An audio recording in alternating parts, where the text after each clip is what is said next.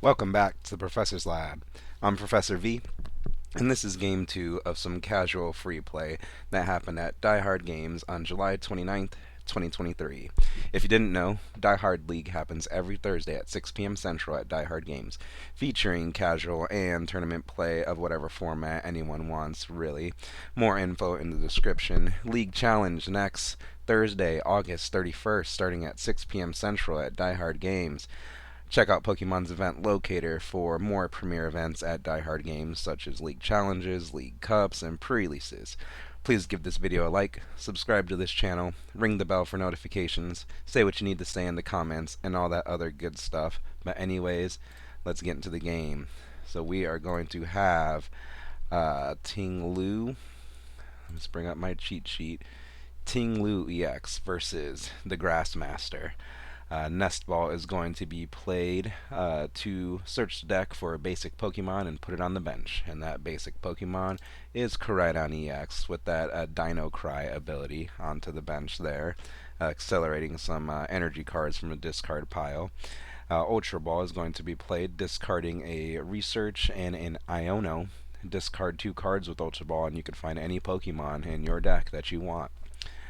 So that beautiful Radiant Alakazam will be found with its Painful Spoon's damage counter manipulating ability.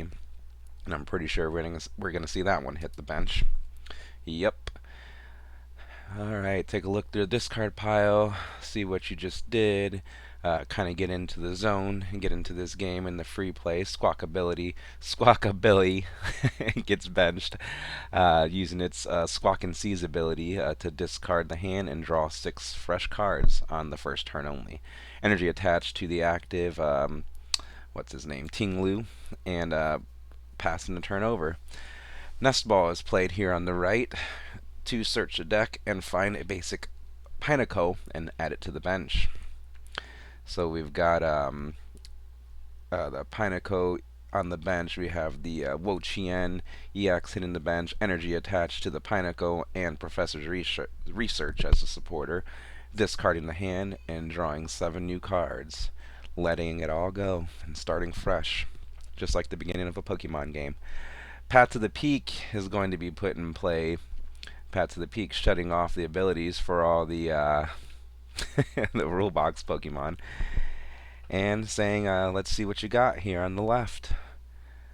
Starting the turn with drawing a card. Always draw the card. It looks like a Professor's Research is played as the supporter, discarding the hand and drawing 7 new cards. So let's see. We want to accelerate some energy to this Ting-Lu EX. Like a great Gutsy Pickaxe is played. I think that one accelerates energy. A card was drawn here.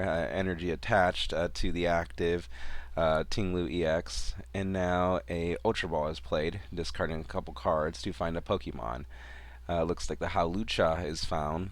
Hawlucha, when you put it onto the bench, you can put a damage counter on 2 of your opponent's Pokemon. So while they're thinking about where to put, well, it's pretty obvious where to put the damage counters, but we also should talk about Ting-Lu EX a little bit more here.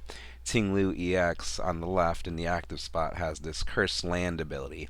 As long as this Pokemon is in the active spot, your opponent's Pokemon in play that have any damage counters on them have no abilities except for Pokemon EX. So a very locky, very oppressive deck with the Ting-Lu EX. And then its Land Scoop attack does 150, put 2 damage counters on 1 of your opponent's bench Pokemon.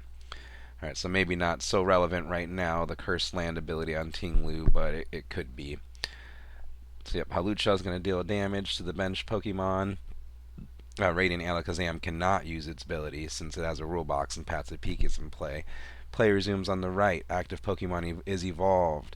Energy attached to the bench Pineco, and an Escape Rope is played. Escape Rope, your opponent chooses a bench Pokemon to promote into the active, and then you do so too.